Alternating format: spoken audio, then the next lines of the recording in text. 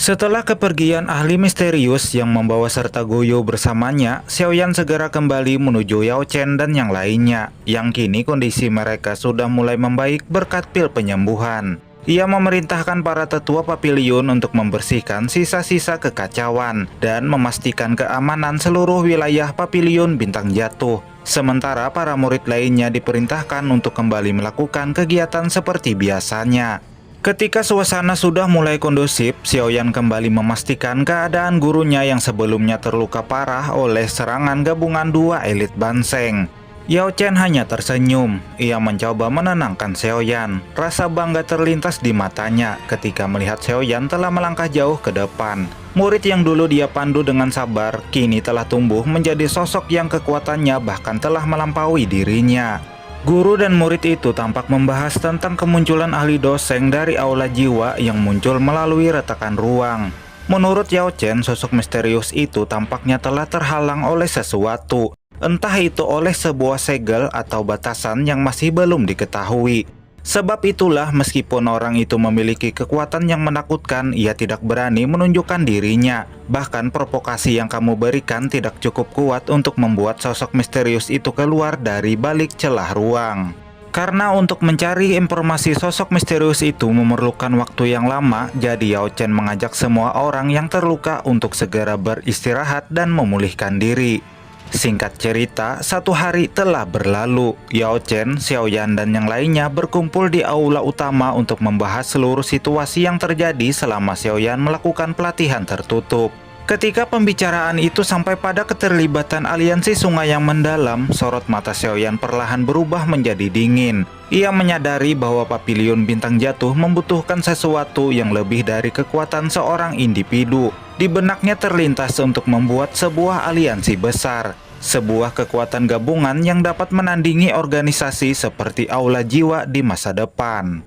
Yao Chen menyarankan untuk menjadikan Menara Pil sebagai salah satu organisasi yang harus mereka ajak bergabung ke dalam aliansi yang akan dibentuk.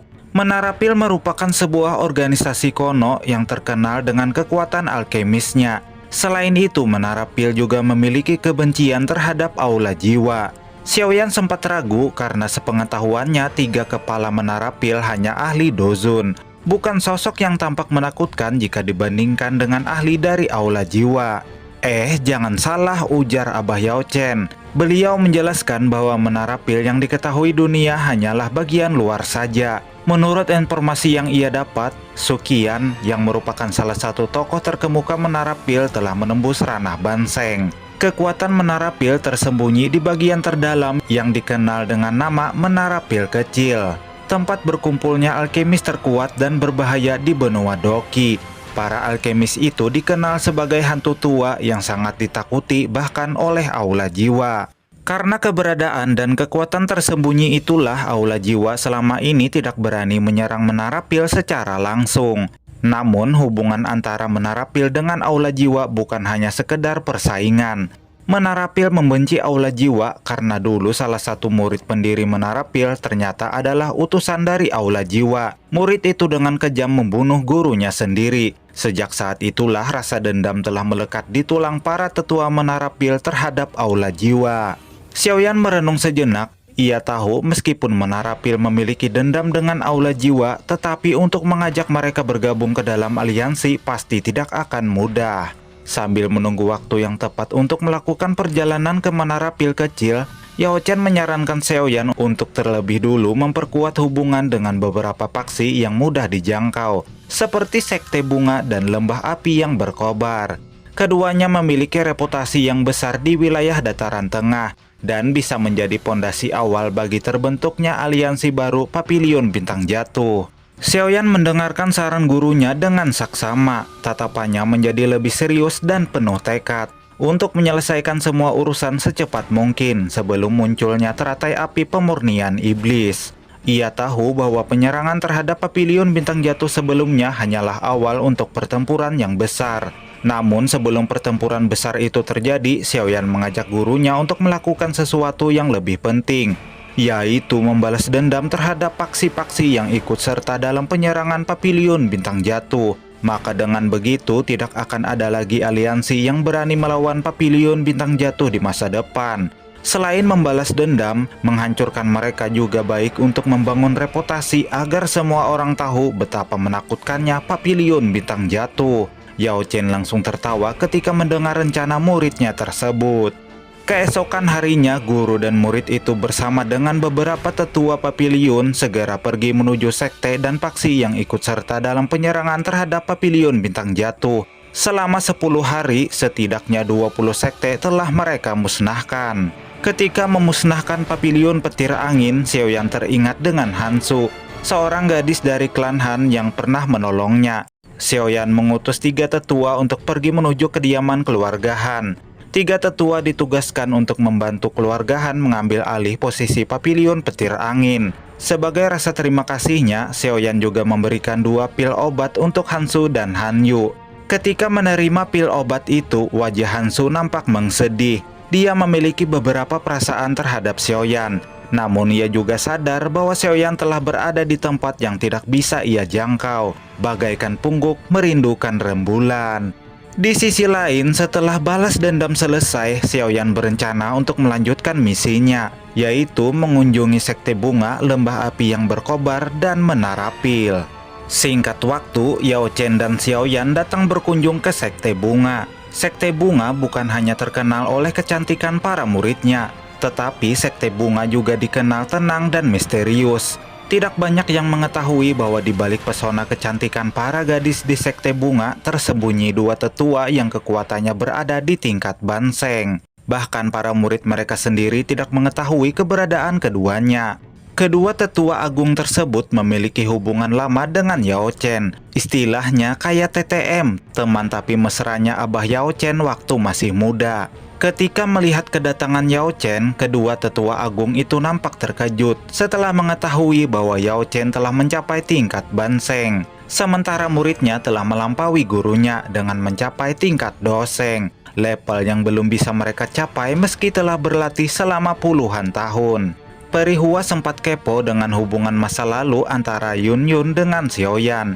Ia mengungkapkan bahwa akan menjadi hal baik jika pemuda berbakat itu menjadi bagian dari Sekte Bunga. Mendengar ucapan itu, Yun Yun hanya bisa tertunduk malu. Karena hubungan baik inilah upaya untuk mengajak Sekte Bunga bergabung dengan aliansi menjadi cukup mudah. Apalagi Yun Yun selaku ketua Sekte Bunga yang baru juga memiliki hubungan dengan Xiaoyan. Setelah berhasil mengajak Sekte Bunga masuk ke dalam aliansi, selanjutnya mereka akan menuju Lembah Api Berkobar. Yao Chen menjelaskan sedikit tentang Lembah Api yang Berkobar kepada Xiaoyan. Meskipun Lembah Api yang Berkobar tidak memiliki sejarah panjang seperti sekte-sekte kuno lainnya, namun pendirinya dikenal sebagai sosok yang luar biasa. Seorang ahli yang kekuatannya bisa disejajarkan dengan leluhur klan Xiao, Xiao Xuan, bernama Hun Yun. Beliau pernah mencapai ranah Banseng tingkat tinggi. Namun karena akibat luka parah yang ia derita di masa lalu, kekuatannya tidak lagi meningkat sehingga tertinggal oleh Xiao Xuan sahabatnya. Jika luka orang tua itu bisa disembuhkan, maka peluang untuk menarik Lembah Api yang Berkobar ke dalam aliansi akan semakin besar. Setelah mendapatkan beberapa informasi dari gurunya, Xiaoyan mengangguk. Kali ini dia akan pergi sendirian menuju Lembah Api yang Berkobar. Bagaimanapun juga hubungannya dengan Tang Zhen dan Tang Hoer cukup baik, jadi dia tidak perlu merasa khawatir. Ketika Xiaoyan sampai di Lembah Api yang Berkobar, Tang Hoer begitu bahagia karena bisa bertemu Xiaoyan kembali. Sebagai seorang pemuda tampan kayak Mimin, secara alami Xiaoyan akan disukai oleh para gadis muda. Sementara Tang Zhen, dia tidak bisa menyembunyikan kekagumannya. Ia tidak menyangka pemuda Dozun Bintang 2 yang beberapa tahun lalu bertemu dengannya di reruntuhan Doseng, kini telah mencapai ranah Doseng, level yang berada jauh di atasnya. Sementara Hun Yun, dia langsung begitu kepo dengan sosok pemuda berbakat yang ada di depannya. Dia menatap Xiaoyan lalu menatap Tang Hoer. Beliau yang sudah mengetahui tujuan kedatangan Xiaoyan lantas berkata, "Lembah Api yang Berkobar pasti akan bergabung dengan aliansi milikmu jika kamu menikah dengan cucu perempuanku." Wajah Tang Hoer langsung memerah ketika mendengarnya. Gadis ini tampak tertunduk malu dan salting. Sementara Xiaoyan hanya tersenyum. Lalu dia menawarkan jika lembah api yang berkobar bergabung dengan aliansi, maka aku akan membantu untuk menyembuhkan penyakit yang senior derita selama ini. Sontak saja Hun Yun begitu terkejut. Tidak banyak orang yang tahu tentang penyakitnya. Ia menyadari bahwa Xiaoyan bukan hanya pemuda berbakat yang telah mencapai tingkat doseng, tetapi pemuda ini juga seorang alkemis yang berbakat. Terlebih setelah dia mengetahui bahwa Xiaoyan adalah murid Yao Chen, seorang alkemis yang namanya pernah mengguncang dataran tengah. Hun Yun akhirnya setuju bergabung dengan aliansi asalkan Xiaoyan dapat menyembuhkannya. Xiaoyan kembali ke Paviliun Bintang Jatuh. Dia memberitahu sang guru bahwa perjalanannya ke lembah api yang berkobar berjalan sukses. Xiaoyan begitu senang karena dengan bergabungnya Sekte Bunga dan lembah api berkobar, maka Paviliun Bintang Jatuh akan memiliki pondasi kuat untuk membangun kekuatan besar. Lalu selanjutnya Yao Chen mengajak Xiaoyan untuk mengunjungi Menara Pil. Sementara Cailin, Xiao Yixian, King Lin, dan yang lainnya tetap tinggal untuk menjaga Paviliun Bintang Jatuh selama mereka pergi. Xiaoyan dan Yao Chen berangkat menuju Menara Pil dengan melewati robekan ruang dan sampai di kota Pil Suci. Setibanya di Menara Pil, salah satu tetua segera bergegas memberitahu 3 kepala Menara Pil bahwa ada tamu spesial. Di saat mereka melihat tamu itu, ketiganya begitu terkejut. Suan Kongzi berkata, tidak disangka Menara Pil akan kedatangan tamu yang langka. Yao Chen, sudah lama kita tidak bertemu. Yao Chen hanya tersenyum. Benar, sudah lama sekali sejak terakhir kali kita bertemu. Yao Chen mengalihkan pandangannya kepada gadis cantik yang ada di samping Suan Kongzi. Suan Yi, kau masih tetap terlihat cantik seperti dulu. Wajah Suan Yi memerah ketika mendengar pujian dari pria yang ia sukai selama ini. Tatapan Suan Kongzi tertuju kepada Xiaoyan. Dia tidak menyangka hanya dalam beberapa tahun, pemuda yang dulu hanya ahli dozong bintang 9, kini telah mencapai tingkat doseng. Level yang telah melampaui mereka semua. Yao Chen, kau telah menerima seorang murid yang baik. Xiaoyan hanya tersenyum. Meskipun dia adalah ahli kuat, tetapi dia tetap rendah hati dan tidak sombong. Namun, suasana berubah ketika mereka membicarakan tentang tujuan kunjungan tersebut. Yao Chen menjelaskan tentang rencana aliansi besar yang sedang dibangun Paviliun Bintang Jatuh. Ketiga kepala Menara Pil itu hanya bisa menghela napas. Suan Kongzi menjelaskan bahwa keputusan semacam itu tidak bisa diputuskan oleh mereka bertiga, apalagi para tetua di Menara Pil kecil terkenal keras kepala dan sulit diyakinkan. Dalam percakapan itu, Xiaoyan akhirnya mengetahui fakta mengejutkan, yang mana Menara Pil ternyata memiliki leluhur agung, yakni sosok pendiri pertama Menara Pil. Leluhur agung tersebut tengah mengembara di dunia luar dan tidak diketahui keberadaannya. Bahkan kami bertiga hanya bertemu dia sekali selama beberapa tahun. Namun yang paling mengejutkan Xiaoyan adalah kenyataan bahwa leluhur agung Menara Pil bukanlah manusia, melainkan sebuah pil obat tingkat tinggi yang telah mendapatkan kesadaran dan wujudnya sendiri. Leluhur agung ini telah beberapa kali menyelamatkan Menara Pil. Tidak ada satupun yang bisa menyamai statusnya di Menara Pil. Namun beliau tidak menyukai statusnya di Menara Pil sehingga dia lebih suka melakukan perjalanan ke dunia luar. Xiaoyan teringat dengan pil tingkat 9 miliknya yang memiliki wujud seekor kucing. Ia tidak menyangka ketika pil tingkat 9 bermutasi bahkan bisa memiliki kesadaran dan bentuk seperti manusia.